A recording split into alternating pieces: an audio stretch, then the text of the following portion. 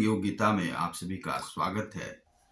आज हम लोग देखेंगे 68वां अष्टादश अध्याय का 68वां श्लोक 18वें अध्याय का। सबसे पहले श्री हनुमान जी की वंदना। श्री गुरु चरण सरोज रज निज मन कुशधार वरणो रघुबर विमल सुजोदाय कलचार बुद्धिन तनुजान के सुमरो पवन कुमार बल बुद्धि विद्या देहु मोहि हरो कय स्वीकार। तो सबसे पहले जो सूचना है वह है कि बागेश्वर धाम के जो महाराज हैं धीरेन्द्र शास्त्री जी, उनके विषय में कि कुछ चमत्कार और कुछ नागपुर से वे चले आए, इस प्रकार का अंधश्रद्धा समिति के द्वारा जो उन पर किया गया था। 2 दिन पहले ही वहां से चले आए और अभी सूचनाएं काफी आ रही हैं और काफी लोगों की चुनौतियां भी उन्हें मिली हैं। अब यह है कि योग से आदि से ध्यान से आपको सिद्धि की प्राप्ति हो सकती है, लेकिन उसकी जो है सो समय सीमा सीमित रहती है और उतना ही आप कार्य कर सकते हैं। कुछ है कि अन्य चीजों से आप तंत्र मंत्र से वह कर सकते हैं, लेकिन ये सब छोटी सिद्धियां हैं, वे बहुत ज्यादा बड़ी नहीं होती हैं। और जो साधु संत होते हैं उन्हें जो कुछ भी चमत्कार करना होता है, किन्हीं का उपकार करना होता है और वे जिसको देखते हैं आवश्यकता है उन पर वे कृपालु हो जाते हैं। चाहे वे रामदेव बाबा के गुरु हो, उनकी कृपा उन पर हुई। कृष्ण परमहंस जी थे, उनकी कृपा जो है विवेकानंद पे हुई। और इस प्रकार के बहुत सारे गुरु हैं जिनके पास की इतनी सिद्धियां थी, लेकिन उन्होंने अपनी सिद्धियों का कभी बेवजह जो है इस्तेमाल नहीं किया।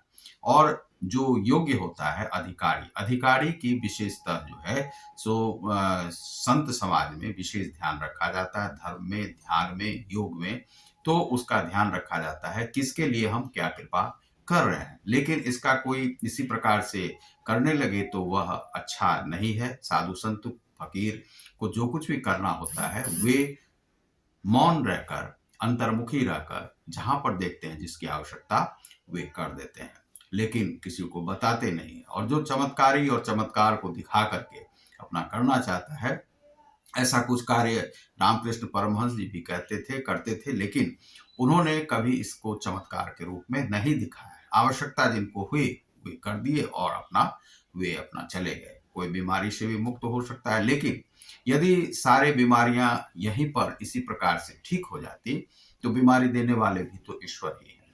और बीमारी ईश्वर देते नहीं है कुछ, ये आपके शरीर की वह होती है और उसे आप ठीक यदि है तो वह शल्य क्रिया आदि दवा दारुओं से की जा सकती है।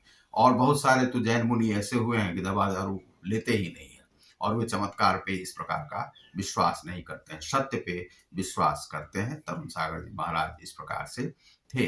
तो इस प्रकार के चमत्कार पर विश्वास नहीं करना चाहिए और चमत्कार जो है वह करना भी नहीं चाहिए।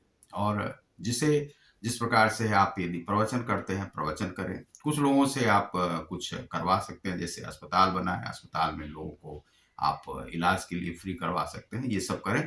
चमत्कार आदि कुछ होता नहीं है। तो यह चमत्कार से हम लोगों के भी जो गुरु हैं ये सब हैं, वे मुक्त रहने के लिए कहा है। प्रवचन केवल आप कर सकते हैं, सनातन धर्म का जितना विकास कर सकते हैं करें, लेकिन उनका कुछ अच्छा कार्य है जिसमें कि वे घर वापसी लोगों को करवा रहे हैं, तो यह अच्छा सराहनीय कार्य है बागेश्वर धाम का।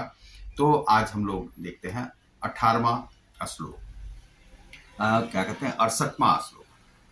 तो यह जो श्लोक है इसमें कहा गया है, यो इदम परमम गुह्यम मद भक्तेष्व भिधास्यति भक्तिम मयि पराम कृत्वा मामेस्व त्य संशयः।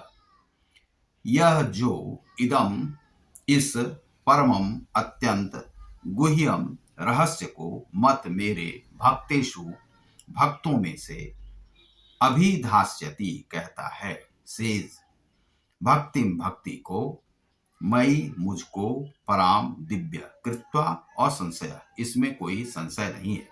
जो व्यक्ति भक्तों को यह परम रहस्य बताता है वह शुद्ध भक्ति को प्राप्त करेगा और अंत में वह मेरे पास वापस आएगा। इस जो परम भक्ति है, परम भक्ति क्या है?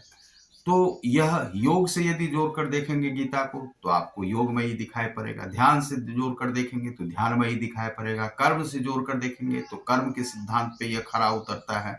लेकिन यह पूरी तरह से एक आध्यात्मिक ग्रंथ है जिसका कि आप जो है जिनकी अच्छी बातों को आप ले सकते हैं अपने पूजन पाठ और जो कर्म के सिद्धांत में है, ध्यान के सिद्धांत में है, आध्यात्मिक सिद्धांत में है, जिस भी भाव से आप अध्यात्म करते हैं, उसमें मानवता का जो वह रहता है, समावेश रहता है, समावेशन, वह समावेशन यह गीता के माध्यम से अपने जीवन में आप कर सकते हैं। यदि आप अपने जीवन को सफल बनाना चाहते हैं, तो इस प्रकार से गीता के माध्यम से कर सकते हैं। वही श्री कृष्ण यहाँ पर कहते हैं कि जो लोग दूसरों को योग की शिक्षा या यह मार्ग बताता है, गीता का मार्ग बताता है, वह गीता का मार्ग बताने के पश्चात जब वह पूरे जीवन अपने जीवन में वह गीता को बताता है, योग को बताता है, ध्यान को बताता है, भक्ति को बताता है और भक्ति रस में जब बहुत सारों को प्रवचन देने के बाद वह जब जीवन से उसका जो संध्या की बेला आती है, तो वह ईश्वर में फिर विलीन हो जाता है। और ईश्वर कौन है?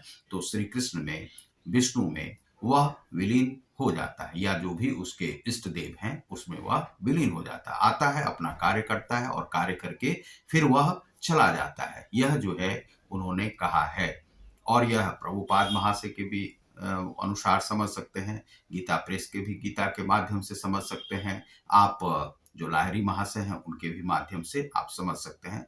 चैतन्य महाप्रभु जो हैं इस प्रकार से लीन हो चुके थे आपको श्री कृष्ण में। तो श्री कृष्ण मई जो भक्ति है वही है, इसमें 68वें श्लोक में यही बताया गया है कि आप उसमें लीन हो सकते हैं, चाहे आप ध्यान के माध्यम से या योग के माध्यम से, जिस भी माध्यम से आप जाना चाहते हैं आप जा सकते हैं। तो बहुत बहुत धन्यवाद। आप देख रहे हैं ग्लोबल योग गीता को। नमस्कार।